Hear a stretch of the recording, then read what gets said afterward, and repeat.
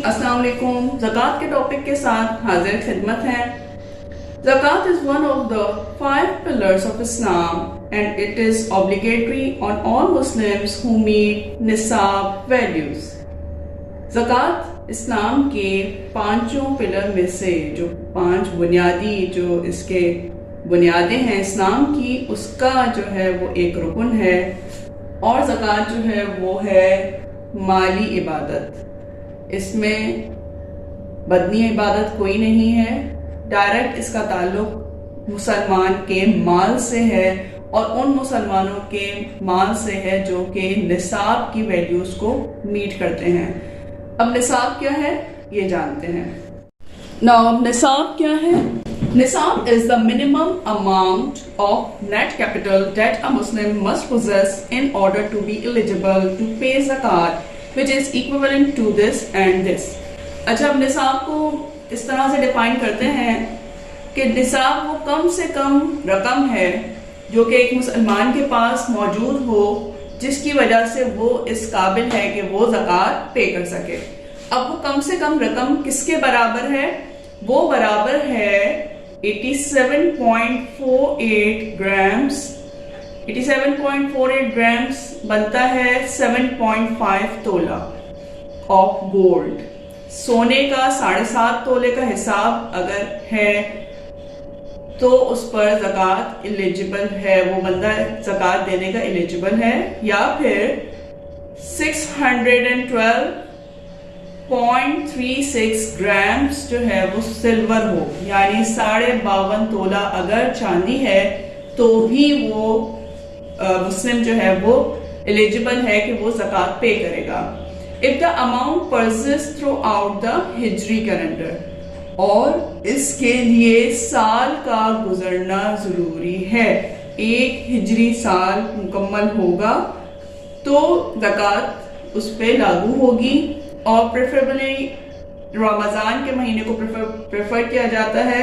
रमज़ान के महीने की कोई सी भी जो तारीख है वो आप ले लें और नेक्स्ट रमज़ान को जो है वो आप कैलकुलेट करें। अगर आपके पास इतनी अमाउंट है जो कि निसाब की अमाउंट कहला रही है, जो कि आपको यहाँ पे बताई गई है, तो आप एलिजिबल हैं कि आपने उस पर ज़कात देनी है। कुछ चीज़ें और भी हैं कि निसाब वैल्यूज पे के साथ साथ उस बंदे का एडल्ट होना ज़रूरी है, यानी वो बालिग हो और मैच्योर हो और उसके पास जो वो अथॉरिटी हो, यानी जो चीज़ें उसके पास हैं, अगर वो इतनी अमाउंट है वो उसके अपनी अथॉरिटी में है तो वो दे सकता है, वरना वो जिसकी अथॉरिटी में है उस पर लागू है कि वो ज़कात पे करेगा। अगर बच्चों को दी गई है कोई चीज़, अथॉरिटी है और वो एडल्ट हैं तो वो पे करें, वरना पेरेंट्स पे करें। इस तरह से जो है वो अगर वाइफ के पूरे होल्ड में है गोल्ड या सिल्वर तो वाइफ की जिम्मेदारी है कि वो पे करे, वरना शौहर की जिम्मेदारी है कि वो ज़कात पे करे।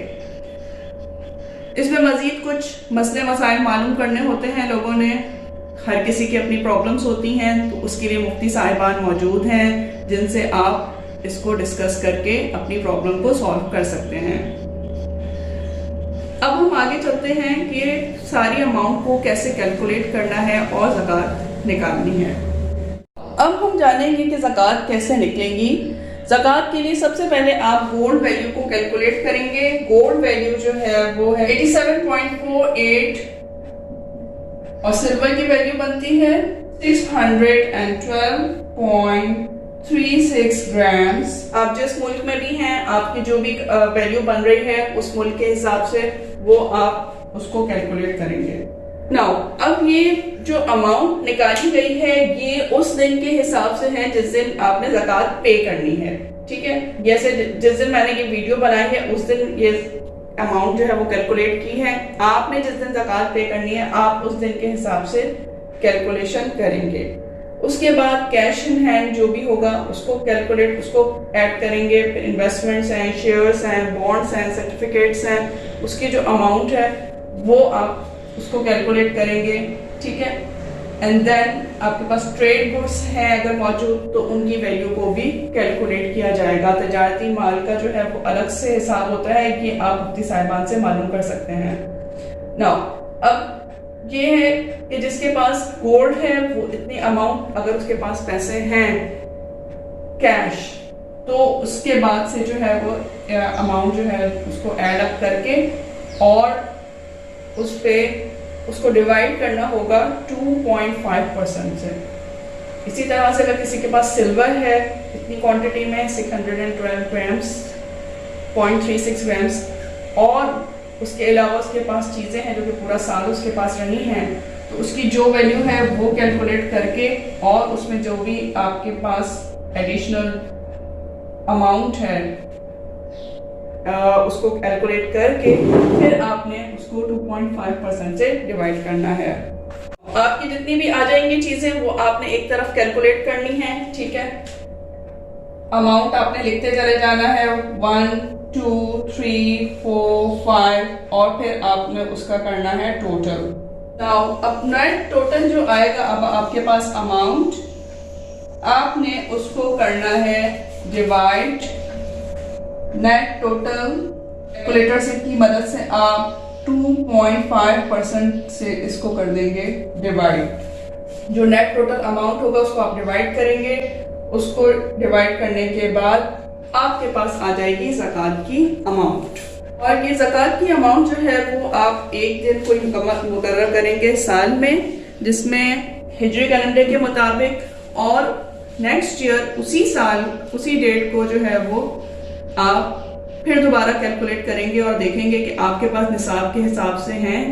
अगर आप निसाब वैल्यूज तक पहुंचते हैं तो आप अपनी सब अमाउंट को जो है वो कैलकुलेट करके उसमें से 2.5% ज़कात जो है वो अदा करेंगे। ये थी हमारी ज़कात के बारे में इंफॉर्मेशन कि किस तरीके से आपने ज़कात को कैलकुलेट करना है और किस तरह से आपका जो है वो एक अमाउंट आएगा जो कि डिवाइड करने से आएगा। इसको 2.5% कहते हैं, जो कि टोटल अमाउंट पे 2.5% ज़कात दी जाती है।